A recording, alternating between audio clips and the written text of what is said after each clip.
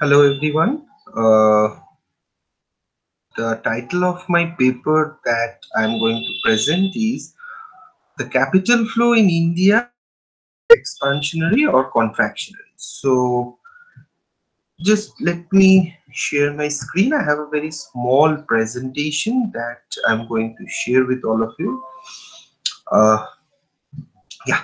So since we have a very limited time, so what I have decided is that I'll very briefly talk about the background of the research, the significance and the motivation, and we'll talk about the methodology, very briefly, the methodology, and finally the key results, right? So, because we have a very limited time in this format, so I have decided to go like this. So, let's see how much it's possible given this time format. So, as you can understand, or you see, the title of the paper is basically the capital flow in India. Is it expansionary or contractionary? So, now if you look at the basic research question, it has a two important aspect.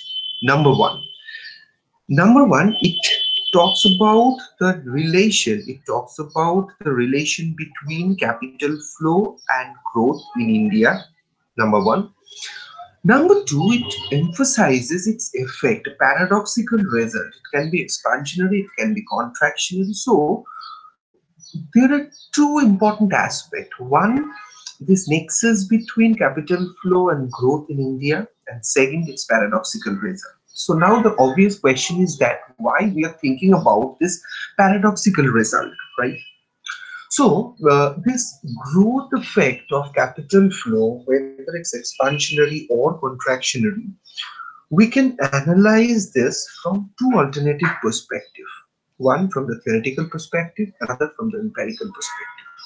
Now, when you look at the theoretical perspective, so if I just start with a very basic macroeconomic model, I mean a kind of a textbook macro model. So it says that capital inflow puts an appreciation pressure on the exchange rate, which in turn hurts the export, and finally you have a dampening effect on growth.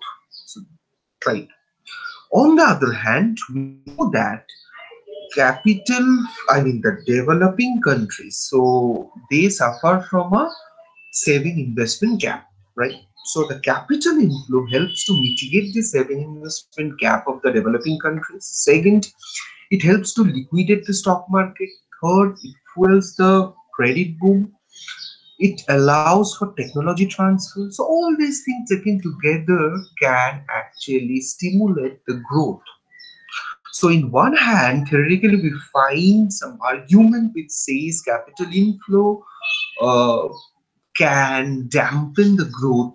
On the other hand, what we find is that there is an expansionary effect of capital flow. So the I mean, there is a bit of ambiguity even in the theoretical perspective, from the theoretical point of view. On the other hand, when you look at the empirical literature, there is a huge empirical literature. So empirical literature is also very ambiguous, right? So for example, if I find the paper of Roderick, it's a good old paper, which finds no significant effect of capital inflow on growth, right? On the other hand, when you look at the paper by Klein et al. 2008 or the Quinn 1997, so over a large range of period, so you will find that so what they have concluded is that there is a positive effect of capital inflow on growth. Also, there is another strand of literature which finds that there is a negative effect of growth, a negative effect of capital inflow on growth. For example, the Eichengreen, for example, the Proshad et al., etc. So even when you look at the empirical literature, this is also ambiguous. So this ambiguity actually reinforce us to investigate this question once again.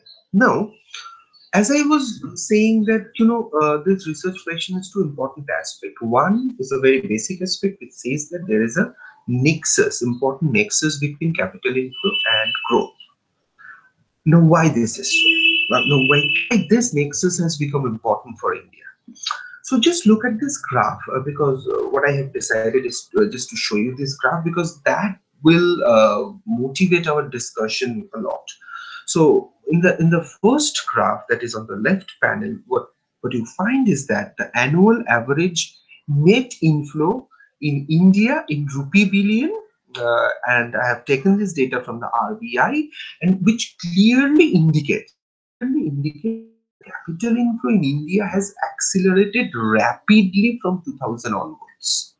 Now, right now. I'm not going into this composition and all, but you can easily look at the composition, that how the private flows are increasing, unlike the public or the official flows, which was the case for the pre-90s or situation.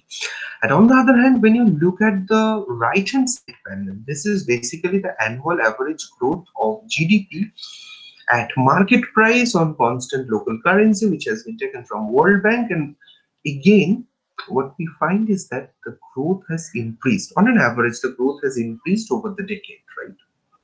So, what you can see that there is a significant increase in the capital flow, there is a significant increase in the growth.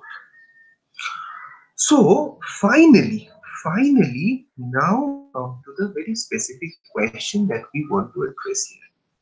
First, the empirical literature, when we go through the empirical literature and we find a huge ambiguity, and then we investigate, the reason that we find is that based on the nature of capital flow, choice of the sample period, that is a country time period, and the prevailing macroeconomic situations are the key factors which leads to the very different result of the effect of capital inflow on growth.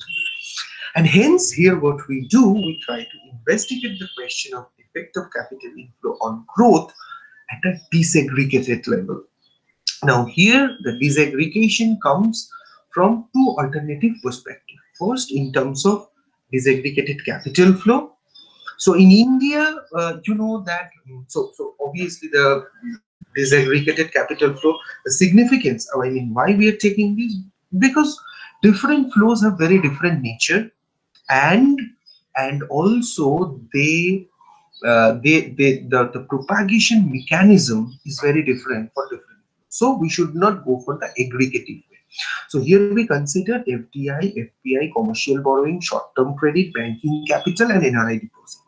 And on the other hand, we also consider the different components of the flow. So the very basic macroeconomic identity that we read, that y equals to c plus I plus g plus x minus n. So if there has to be an increase in y, so if there has to be an increase in growth, so it has to be either through the component of consumption, or through I, or through g, or through x, etc.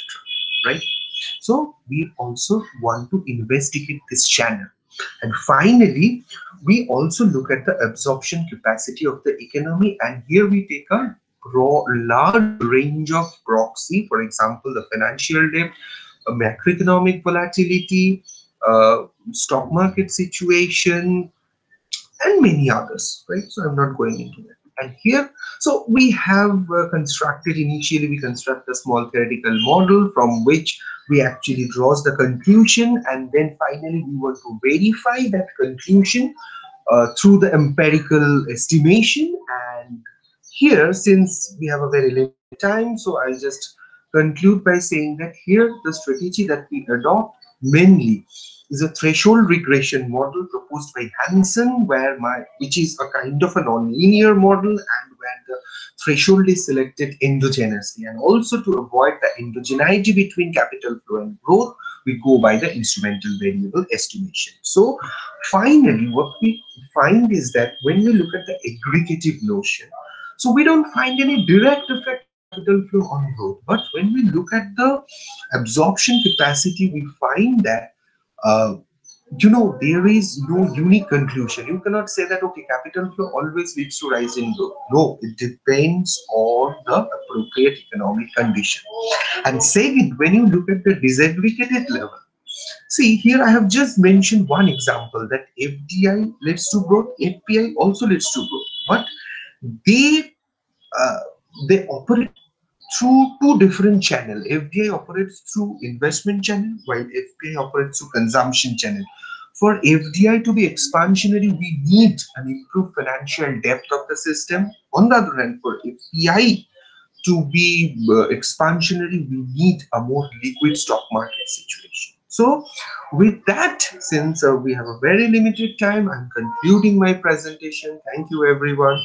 Hopefully, in the next conversation, we will meet physically. So, bye, everyone. Thank you.